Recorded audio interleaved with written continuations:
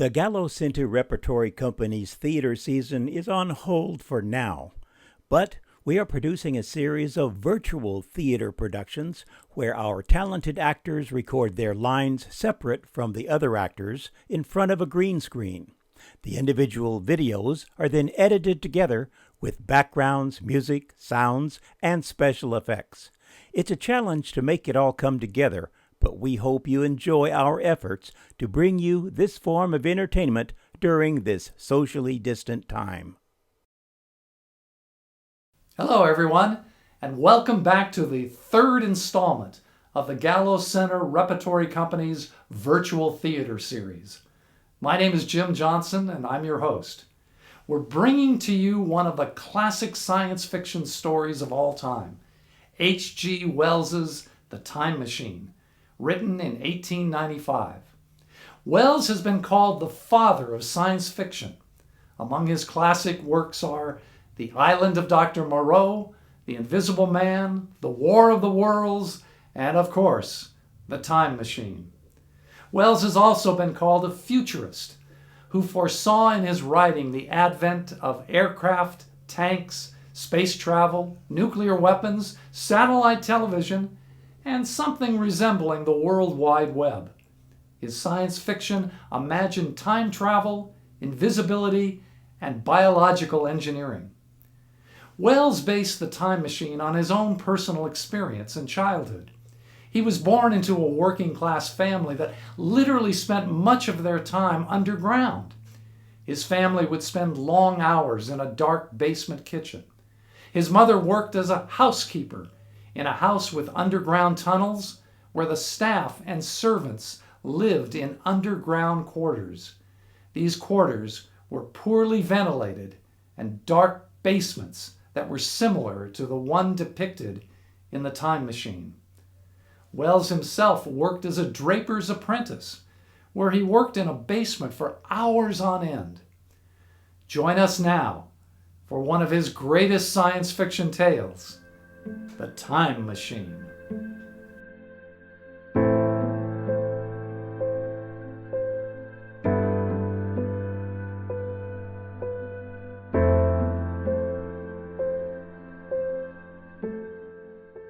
When I met Professor Dudley, I thought him as having one of those intellectual minds that was tragically too brilliant, whether it was due to the pressure of trying to outdo himself or out of complete frustration of being constantly misunderstood, or just out of utter boredom. No matter what the cause, I was quite certain that he was mad. And I wasn't alone.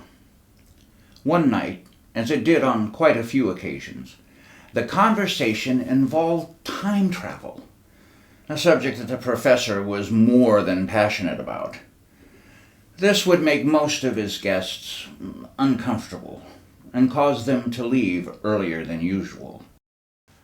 Well, Professor, I suppose I should be off as well. Suit yourself, Philby. Thank you for coming. No, thank you, sir. I'm grateful to be included on your guest list. Yes, I suppose you are. Good night, then. Yes. Do you really believe it, sir?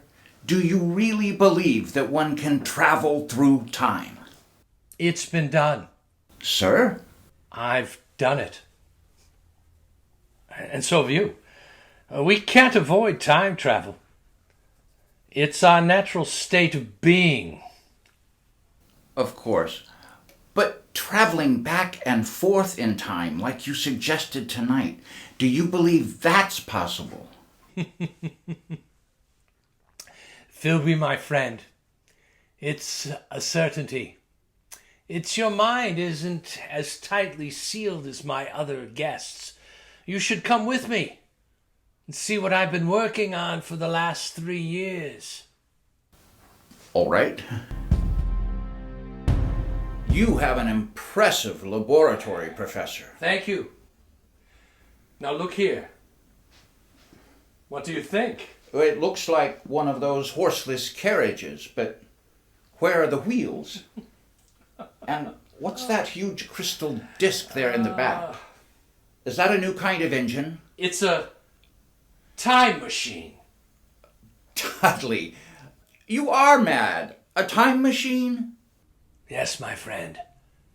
A time machine. This contraption, this framework made of quartz and bronze and ivory, with its levers and its dials and seats in the middle. I promise you, Philby, that on this machine, a man can go wherever he likes in time. By working these levers, he can choose his century, his year, his very day. Oh, really, Professor? Like I told you tonight, time is only a kind of space. If he can move about in all the other dimensions of space, why not in time, too? You just can't ride back and forth through time. It's impossible. Well, what of the journeys I've already taken on this little contraption? I'm afraid you've been having a bad dream. Very well. You shall have proof, my friend. How? Just climb on, Philby. Sit in the seat beside me. Face these ivory dials, and I'll take you on a little ride through time. You mean right now? Right now. In case this thing should take off like the flying red horse, are there any Any preparations? No, Philby. You won't need any luggage on this trip. Not even a toothbrush. Tell me what time it is.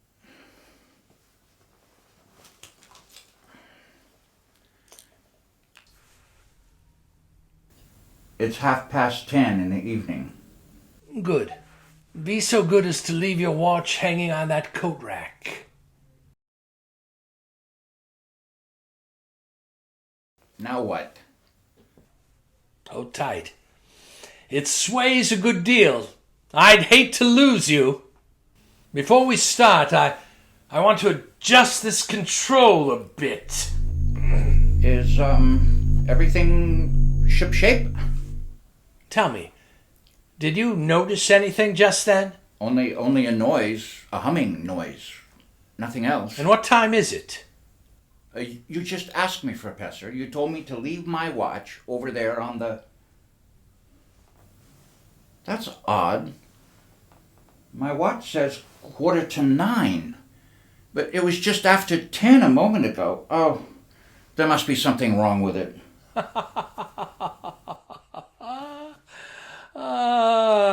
It's only that I touched the lever to test it, and we've gone forward a full day. 22 and a quarter hours at any rate. Yes, but Dudley... Finished scoffing, Philby? Yes, I believe I have. Then hold tight. This will be the real article. I'm ready, Dudley. Good man. Well, say goodbye, Philby. Oh, say goodbye to 1902. We went off with a shattering jolt, with the machine swaying under us. The wall of Dr. Dudley's laboratory suddenly fell away.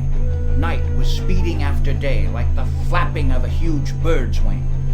I saw the sun hopping across the sky, leaping swiftly across it every second, and every second marking a day, all for the while we were going faster. Now our pace was a year a second, and still we went on, into the future. How do you feel, Philby? Very weak, very dizzy. Now don't let go! Don't fall off! Where are we? How far have we come? We're in 100,050 and 60 and 70. That's enough, stop! I can't stand it anymore, stop it! Philby, you all right? Yes, I believe so. No broken bones. What happened? Not sure. Must have stopped too suddenly. Where are we, Dudley? Look around for yourself. A wide lawn, a beautiful, vast garden. I meant geographically. Just where we were when we started. Where my laboratory stood. And the year, Dudley. What is the year now? 100,080. It seemed absolutely incredible. A dream, and a pleasant one, for the garden in which we found ourselves was beautiful and summery. At some distance we could see a large and imposing building, and everything was quiet and peaceful. But almost too much so, and a sense of strangeness, an incredible strangeness, sent a shiver up my spine. 100,080, Philby. Do you want to go back? Yes, I rather think I do. All right. Maybe now we'll go back to 1066 or 1 million BC. Dudley, did you hear that? From over there. In the bushes. It sounded human. Come on.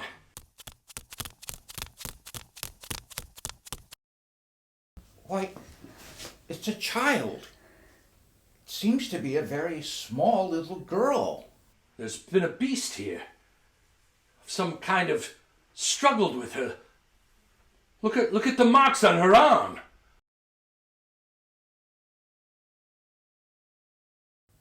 You'll be all right now. You won't be harmed. As if she could understand English. What about the animal? Do you see it? No, not a glimpse. Too fast for us. Perhaps we'd better go back. Dudley, the girl seems to be all right now. Leave her like this? Yes. Yes. I've had enough. Well, they haven't, Philby. Because they're here. They're all around us. They had crept up on soundless feet to surround us, the little people of this era, and the girl we'd saved was not a child, but a full-grown woman. They all stood 4 feet high, in simple tunics. They were like eerie figures in a dream, and all we could hear was the rustling of their clothes as they circled happily around us, their faces weaved in smiles. They're not savage at all. They're very loving and gentle little people. Yes. But there's something terribly wrong with them. Well, how do you mean? They seem to have the minds of 5-year-olds. Well, how do you expect them to be? Far ahead of us, of course. Incredibly ahead of us. In knowledge and science. Look at them. Children. They seem to be happy in this huge garden of theirs. Dudley, I've changed my mind. Let's stay. Maybe we should enjoy spending a few days with our little friends. The little people led us home into their valley.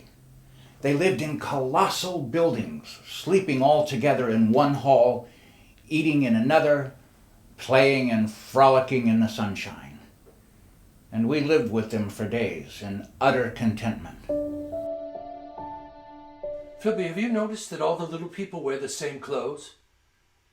They have the same soft, hairless skin, the same feminine roundness of limbs. I wonder if it's because they're all vegetarians. They're vegetarians because they have to be. You haven't come across any horses or dogs or cattle of any kind, have you? No, Professor, now that you mention it. With good reason. All extinct by now, just as the dinosaur is with us.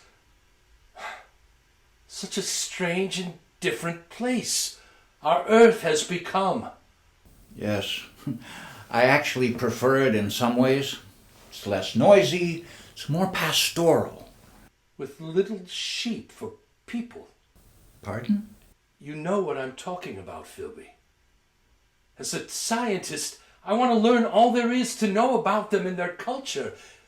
But I find myself frustrated by their lack of will. Humanity? Yes, exactly. With the exception of that girl we rescued, anytime I try to communicate with them, they all break out in laughter. I was trying to teach some of them English, but I began to feel like an unpopular schoolmaster amidst children. Very disinterested children. One moment they come up to us with eagerness, and the next they wander away to something else. You sound as if you're disgusted. Perhaps. It seems to me that we've happened upon mankind upon the wane. It's sunset, if you will. What makes you say that? Strength is the outcome of need. Security sets a premium on feebleness. We've come from a time when we're trying to make life more comfortable and electricity connected with telegraphs and wires and more secure and convenient with the power of steam. All these things are making our lives better, a true civilizing process. How can that be bad? What happened? Where did we go wrong? And the harvest is here before us in these playful grown-up children, devoid of ambition. What a waste. I can't put my finger on it, Philby, but it doesn't add up. There's something strange here, something hidden away, silent. The year 100,080 may look pretty, but I can't help feeling that we're being spied upon. We think alike. These are the control levers of the time machine. I took the precaution of removing them and putting a master padlock on the main switches. I don't much fancy the idea of someone riding away with it into another century and leaving us here for the rest of our lives. That makes me feel a little better. The city is so completely different now. I can make out a few geographical landmarks, an ancient building from our time here and there, but even the river seems to be miles from where it used to flow. Yes, quite extraordinary. Come on then. Let's head back to the Little People's Shelter and gather our things. I've seen enough of this paradise. I'm inclined to agree with you. Wait, Dudley, do you know where we are? Yes, of course. It's near where we landed. I thought so. I wasn't sure. Why do you ask? I can't see the machine anywhere. What? The machine's not here. They've taken it away? They've stolen it? This is where it was, right? It was right here. Look, Philby. Tracks. Look, where they dragged it. Over here. Come along. Down this path. Look, right here. The monument. They took it to the monument. The tracks stop at those brass doors on the base. Open up! Open up! The doors, they're locked. Did you hear that? Something's behind the doors. But what? The machine must be in there. Yes. Look for something to pry the doors open. We'll break them down. We must get in there. Come on. How can we? What can we use? Use the ladders.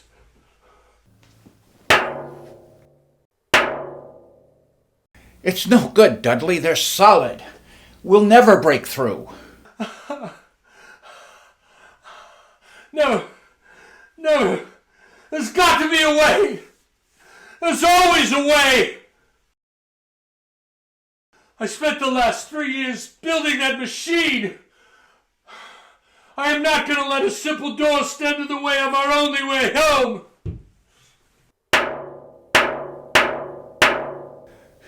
I just realized we may never go home again.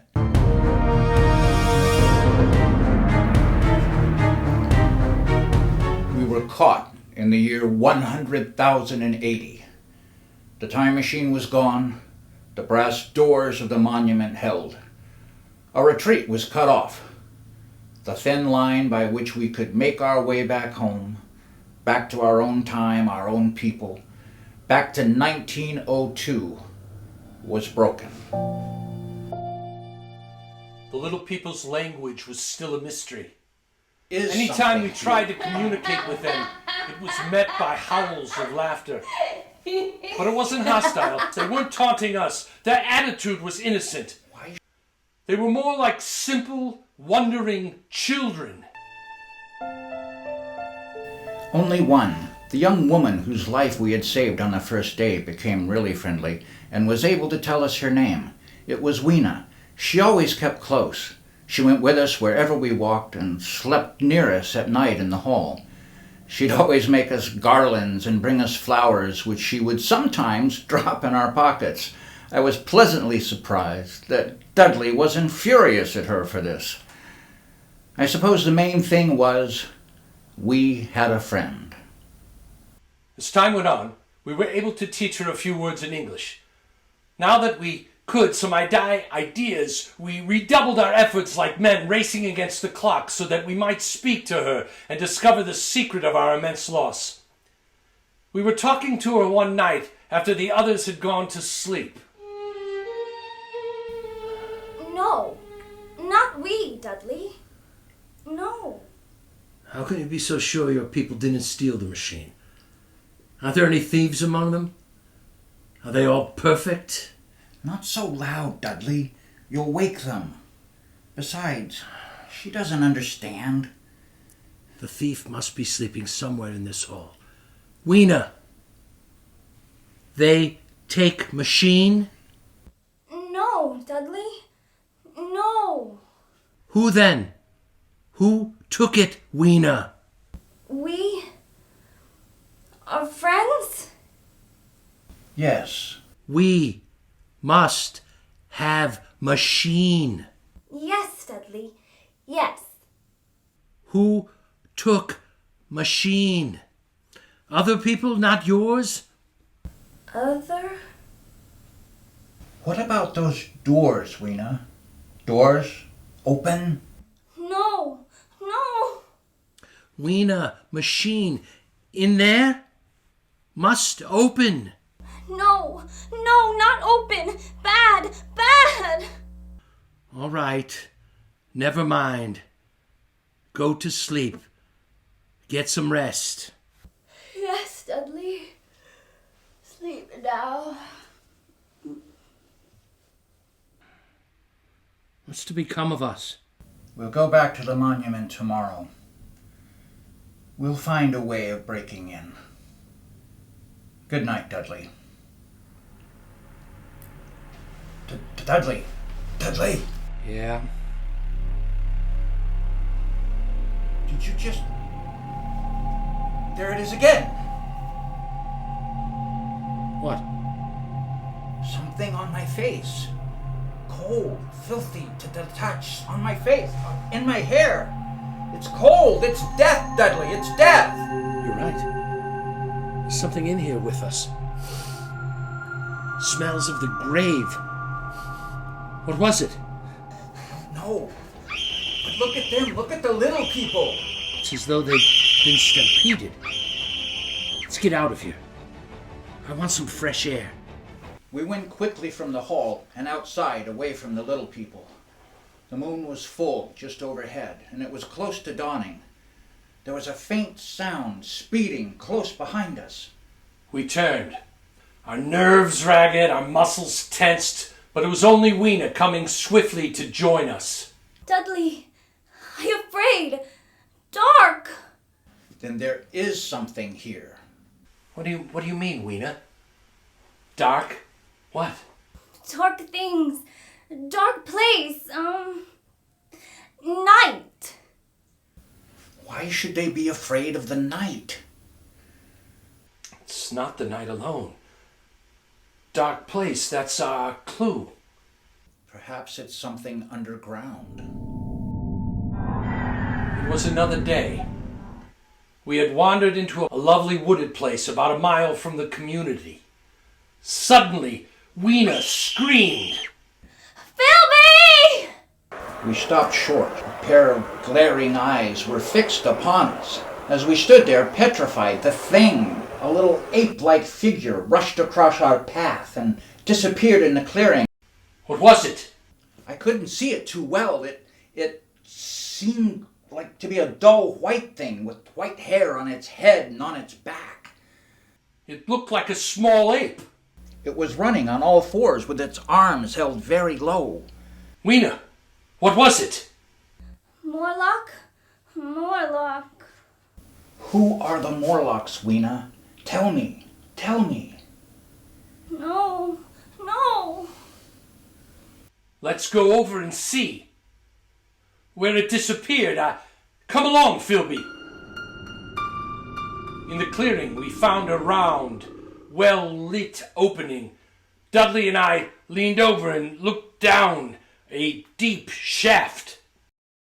A small white creature was retreating down a ladder in the well, like a human spider. It disappeared in the shaft.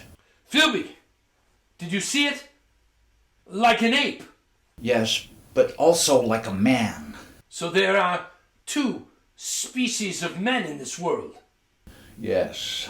The little people above the ground, and this obscene thing, this bleached monster below.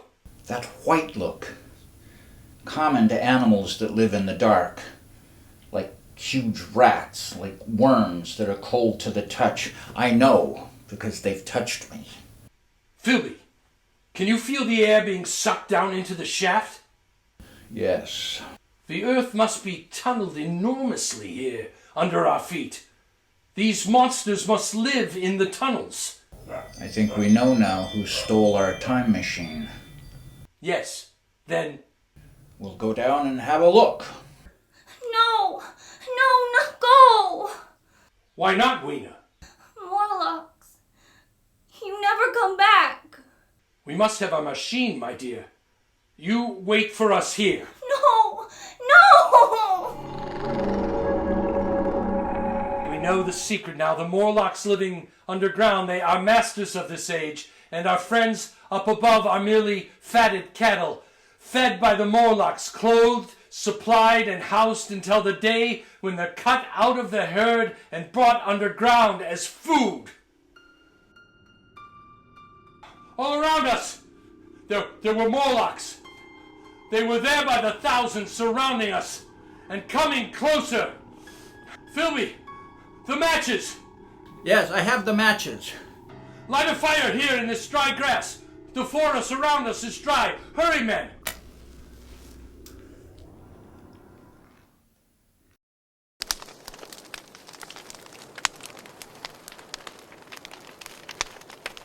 We'll have an inferno here in a minute. Our little friends don't like light or heat. The fire leaped high to the heavens, and the countryside was ablaze. The Morlocks turned in fear, blinded by the glare. Some of them plunged into the raging flames, and the rest of they faded away like a fog. As we ran, we passed the huge monument with its great bronze doors. They were locked tight in our time machine. And suddenly, in the glare of the distant fire, we saw something that stopped us short.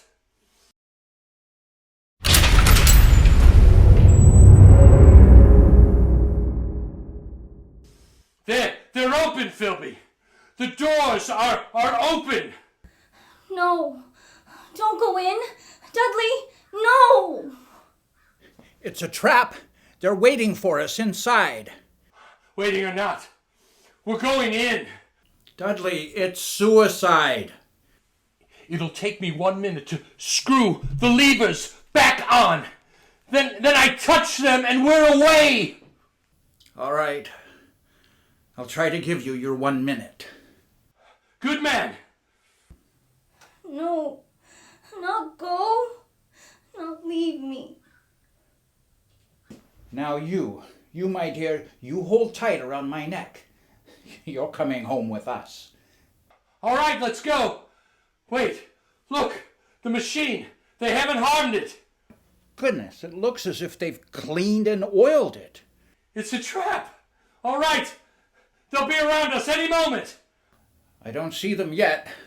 Come on now, quickly. The doors, Dudley.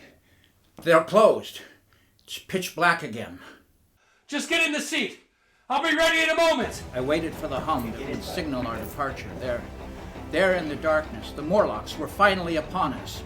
Cold, persistent fingers swarmed over my body, tugging at me and pulling me away from the machine.